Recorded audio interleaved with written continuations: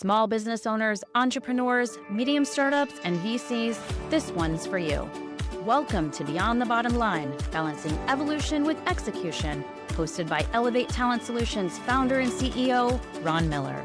Through Ron's own hard-won wisdom, along with an array of luminaries across the entrepreneurial ecosystem, you'll glean priceless wisdom that will help you see past the day-to-day grind and into the future where you can check off today's to-do list and achieve innovation and elevation to ensure your business is future-proofed. Fulfilling and profitable, it's time for Beyond the Bottom Line, Balancing Evolution with Execution.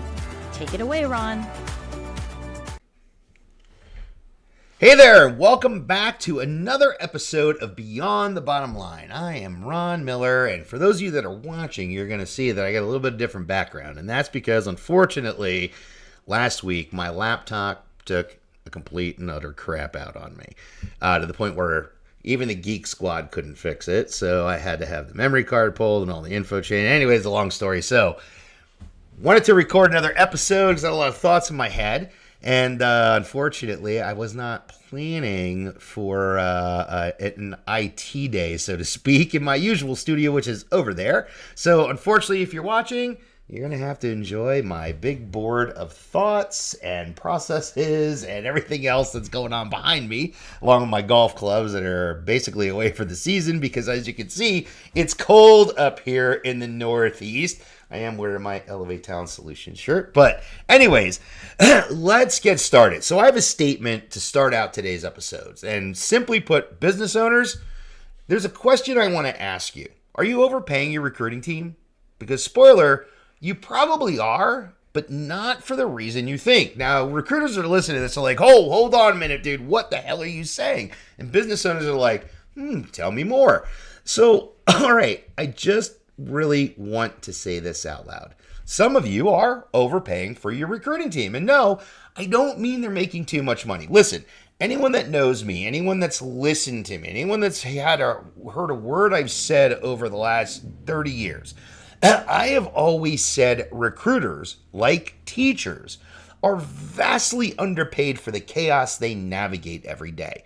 What I do mean by my statement is you're overpaying people to do the wrong job, right?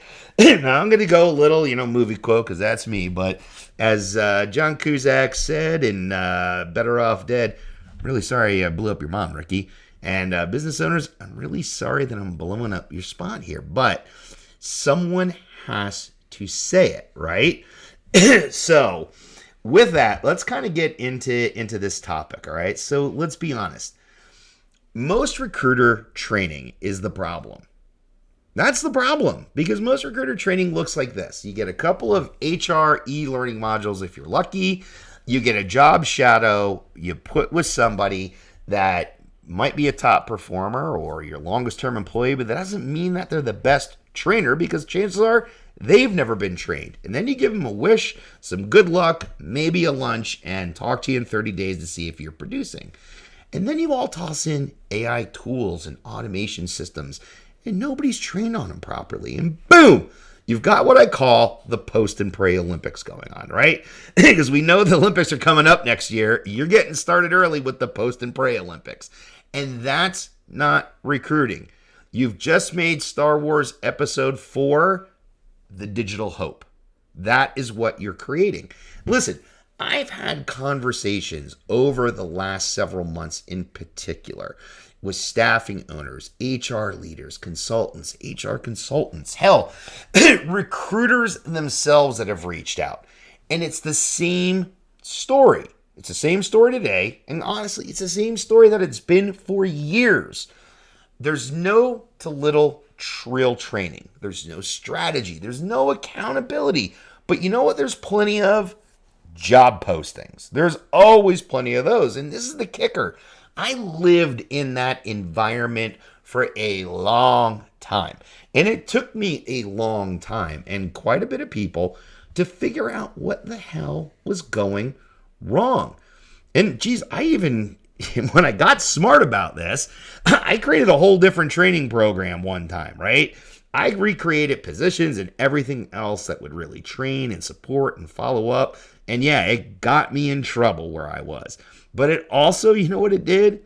It produced award-winning results. Funny how that kind of change can work, right? It's always hard to argue with the results. But we got to stop treating everything like it's office space, right? Where you got 12 bosses asking if you filled out your TPS report, but no one actually teaches you how to build the damn report. And that's what we do. And let's talk about everyone's favorite topic today. Let's talk about AI and automation, because somewhere along the line, people thought that ChatGPT or Gemini or one of the several hundred plug-and-play AI automation tools was going to completely replace recruiters, right?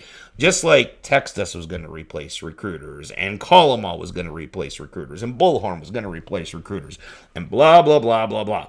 Everything over time. Computers were going to replace recruiters. Now I'm showing my age and how much tenure I have in this business, because I've been through, 10 different iterations of everything is going to replace recruiters. And you know what remains? Recruiters. Because AI and automation doesn't make the process better. It just makes bad processes faster. If your team's not trained to use the tools the right way, all you've really done is you've given them a Nerf gun and make them think they're in John Wick. And that is not a winning formula, okay? You got recruiters out there that are posting and saying every day, we got 100 applicants in 10 minutes. We're overwhelmed. Blah, blah, blah. Cool. How many did you hire? How many even got a response? Because when you ignore hundreds of candidates, your brand takes the hit. Not Indeed, not LinkedIn, not any job board, not the ATS vendor that you overspent on. Your brand, your company brand, and your personal brand as a recruiter takes a hit. I am speaking from a position of knowledge on this. If you were not in recruiting or talent acquisition through the .com, through the housing bubble burst, through the downturn, through the Great Recession, you have no idea what is coming out on the other side of what we're seeing today. I am telling you, at some point that market is going to shift. And a lot of you that are not paying attention, and you're posting and praying and complaining about all of the applies and not getting back to people, when that turns and it's the candidates market again, you are going to find your job posts and your ATS a barren wasteland. Talk to anyone that has been through that and ask them what they learned. Your candidate experience is going to take a hit. And sometimes with all this, when you're a leader, you got to step back and say the math isn't mathing, right? Especially like if you're in staffing, and I will tell you this again from experience, your team is out there filling 50, 100 roles a week, but your revenue is only up, 5 to 8% week over week. Congratulations, you're busy, but you're going to be broke. That's not growth. That's motion without progress. I've lived that, right? I've sat there, and that's what got me thinking that made the huge change in the way I approach training and support for teams. When you sit in the pit and you watch people fill 100 jobs in a week, and you start doing the math and you expect a certain percentage of growth, and then the next week it comes back and you grew by like 5%, 3%, or worse yet, and we've all seen this in the business, negative growth. It's demoralizing. It's demoralizing for you. It's demoralizing for your customer, but it is most demoralizing for your recruiters. You're going nowhere. Busy does not equal productive. And honestly, something important I learned and I teach is if you're spending more than $500 a month on job boards as a small company in your company or as a recruiting office within one or two of your offices combined, if you're spending that on job boards a month, you don't have a recruiting strategy. Congratulations, you have yourself a subscription plan. You're overpaying your recruiters to process paper and not build pipelines. And if that's what you want, great. Put in more automation, put in more AI, outsource everything overseas like some of you have. Just hire some admins, but don't call them recruiters because you are wasting talented people and not letting them do the job. You're not training them to do the job. And you are not supporting them to do the job. You're looking at this, and just like the great philosopher Dr. Ian Malcolm in Jurassic Park, your scientists were so preoccupied with whether they could, they never stopped to think if they should. And the same goes for your plan and your recruiting tech stack. So here's the real question. Are you overpaying admins to process? Are you outsourcing recruiting overseas and putting automation on and calling it innovation? Or are you underpaying, underdeveloping, and undersupporting the most important people in any organizations? The ones who find the talent, build the talent, and the relationships that build your future teams for your business. Listen, it is a great question. And recruiters, this is where I'm in your corner, because this whole thing is not about not being in your corner. This is about standing up for what you need to be successful. And listen, guys, I've applied to a lot of your jobs over the last 2 years, hundreds of them actually. And you know what? Most of you, 98% of you, have never even written back. Not a thanks for your resume, thanks for your reply. You are not a fit. Virtually nothing. I'm in some of your ATSs. Take a look. I'm in there. I just had this conversation at the conference I was just at in the board I sit on for New Jersey for staffing. I'm in a bunch of their ATSs. Never heard a word from them. Never one. That's humbling when you realize that. Take a look. So when you tell me your brand matters, your candidate experience matters, I'm going to tell you I need to see the receipts. That's the hard truth. Show me the receipts. Show me your brand matters. Show me your candidate experience matters. Because chances are a lot of us are sitting in your ATS system with nothing in return. So what are you doing, right? Because the recruiters you're not investing in, they're the ones who build your bench, your pipelines, your entire business. And honestly, recruiters, if you're listening, if they're not going to invest in you, I will.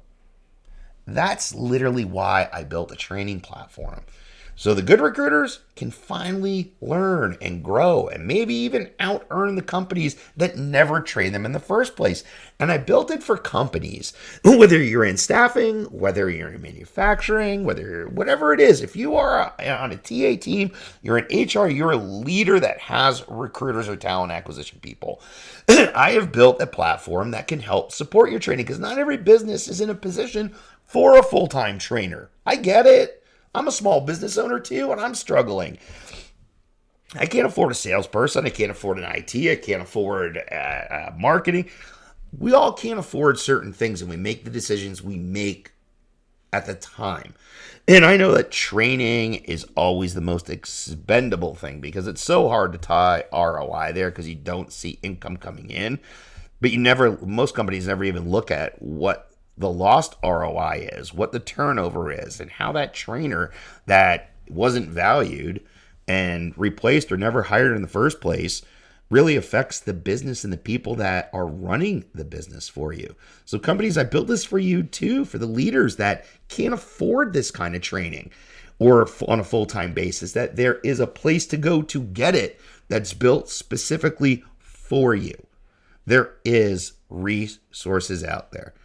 And look, I'm not saying every recruiter is a saint. Listen, I've met plenty who shouldn't be within 50 feet of an ATS. They should remain in a basement at a desk with a globe on it, right?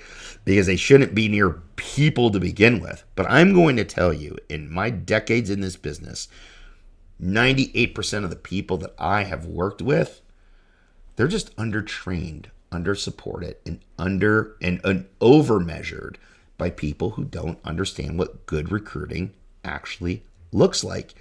Because this is not a subject, this is not something that is taught. This is not something that is invested in, and it hasn't been for a long, long time. And every tool that comes out is going to fix everything, and we never get to the core of what people need. And that's training. and that's support, and that's tools. Your AI and your tech stack, it should be augmenting your recruiting team, not replacing them. Training should build them, not box check compliance, right? And if you want to stop overpaying for bad results, start paying for better recruiters by investing in them in training and growth. Or, as Mr. Miyagi said, there is no bad student, only bad teachers. So if your recruiting team keeps missing the mark, maybe it's time to look at who's teaching or not teaching them at all. So thank you for listening to another episode of Beyond the Bottom Line. Hope this got you thinking or made you think. Over the next couple of episodes, I'm actually going to have some great thought leaders on to kind of speak and expand on these topics from today and my last couple of episodes. So I'm really excited as we talk about, what recruiters need to be successful, what great recruiting plans looks like, what marketing and innovation and AI really mean in today's recruiting world. So keep an eye out over the next couple of weeks. I have some really, really high profile guests that are scheduled to come in. We'll be recording those episodes in the next week or so. And thanks for listening in. Until next time, keep it driving forward. And as Ron Burgundy would say, keep it classy, San Diego. Thanks for listening to this episode of Beyond the Bottom Line. Do you have questions for Ron or today's guest about this episode? Reach out and your question might be featured on next week's mailbag. You can learn more about Ron and Elevate Talent Solutions at elevate-talent-solutions.com or on LinkedIn. This podcast was edited and produced in partnership with Adrienne Ruthart, principal of boutique marketing firm ACR Ventures. Check her out at acrventures.com for all your small business marketing needs. Be sure to hit that follow button and send us love letters and episode ideas to Ron Miller at elevatetalentsolutions.net. Tune in next week, and thanks for listening.